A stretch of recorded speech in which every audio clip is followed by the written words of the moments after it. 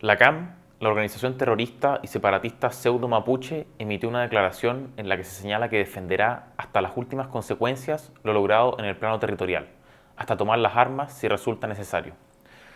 Luego de la detención de 11 terroristas de la resistencia mapuche Lafkenche, otra organización separatista que opera en la macrozona sur, y en el contexto de la tramitación de la ley de usurpaciones, el movimiento terrorista Corporación Arauco Mayeco amenazó con usar las armas para seguir impulsando su objetivo separatista. Al finalizar su carta, los terroristas hicieron un llamado a movilizarse contra la ley de usurpaciones que se aprobó hace 2 meses en el Congreso. Ese mismo proyecto que los terroristas buscan derribar, ese que busca entregar herramientas a las víctimas de los despojos de propiedad privada, está pasando por horas claves en su tramitación.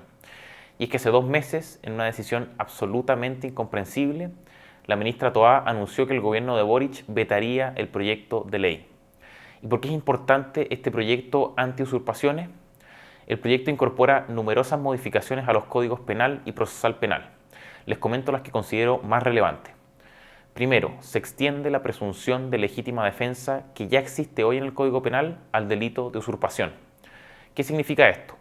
Muy en simple, que de concurrir las circunstancias que el delito de usurpación prevé, es decir, la usurpación con violencia, intimidación o fuerza de un inmueble ajeno, se presume que la defensa de la víctima es legítima y por tanto queda exenta de responsabilidad respecto de las acciones que éste realice para impedir o tratar de impedir el delito de usurpación.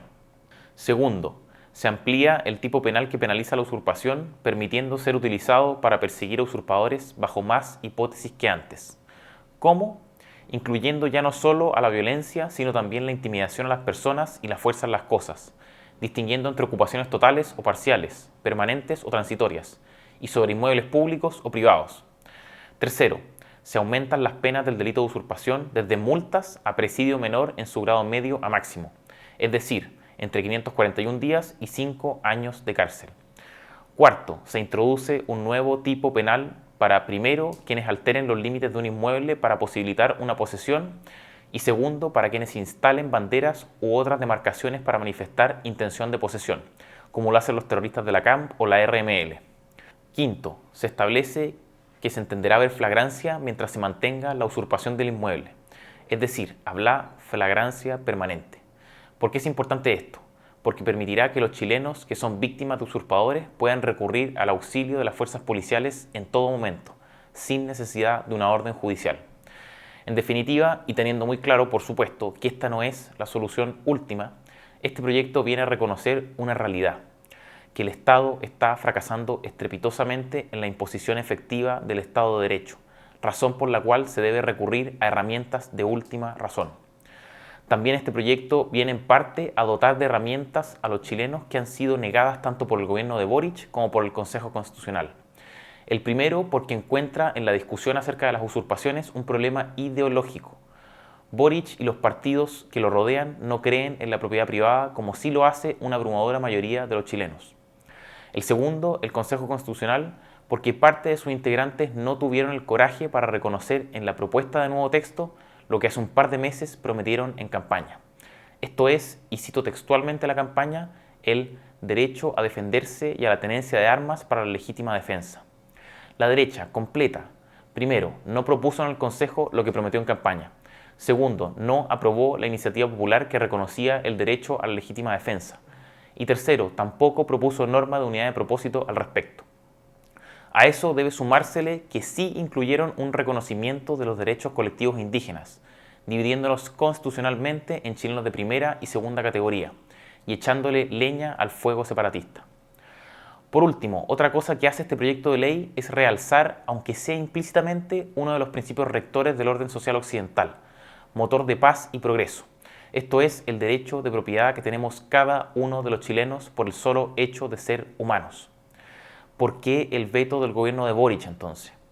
El entregar herramientas a los chilenos para fortalecer su defensa frente a delincuentes, mafias de ocupas y movimientos terroristas separatistas, endurecer las penas para aquellos criminales y facilitar el accionar policial en estos casos son cuestiones que chocan frontalmente con el ideario del gobierno de Boric.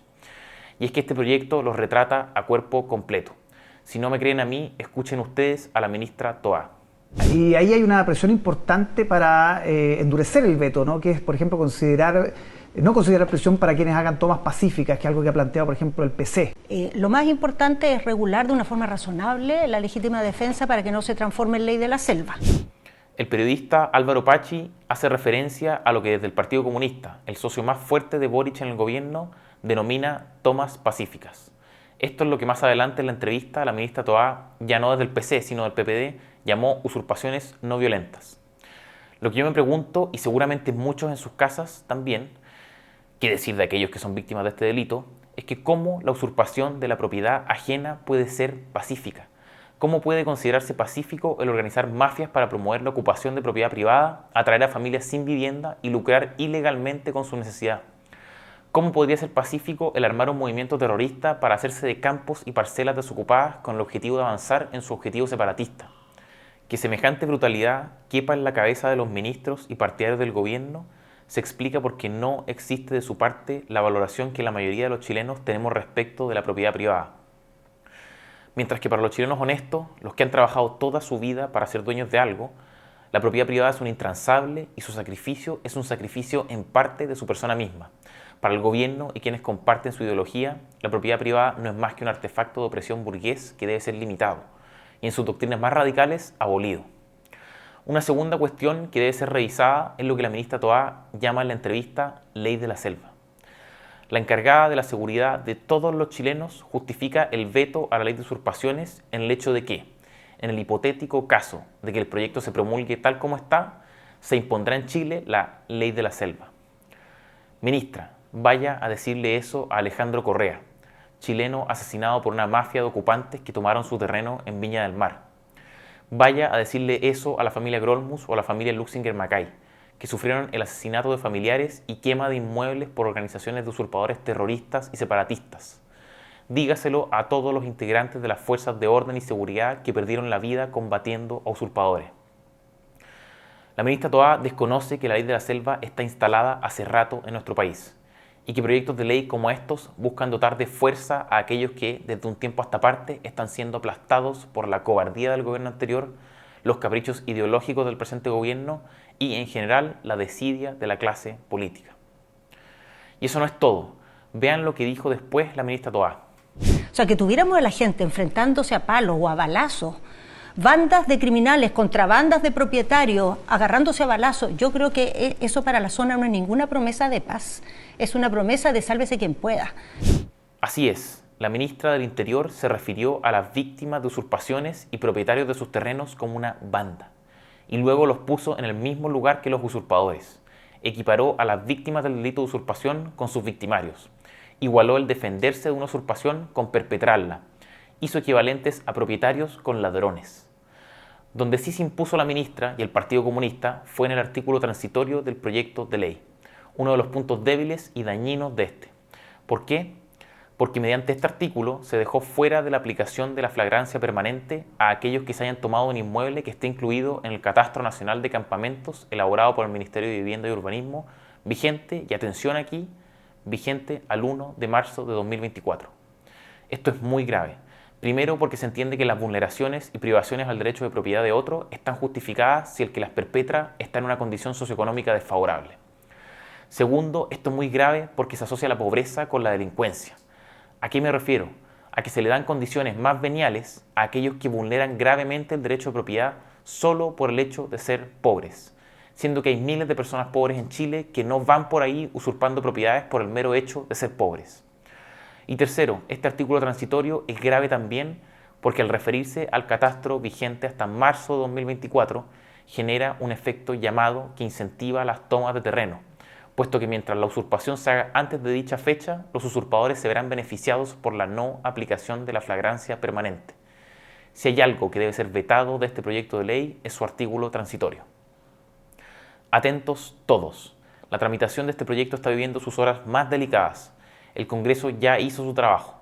Ahora está en manos de personas como Toá o Boric el no seguir obstaculizando la restauración del orden y del sentido común que tanto echa de menos el pueblo chileno.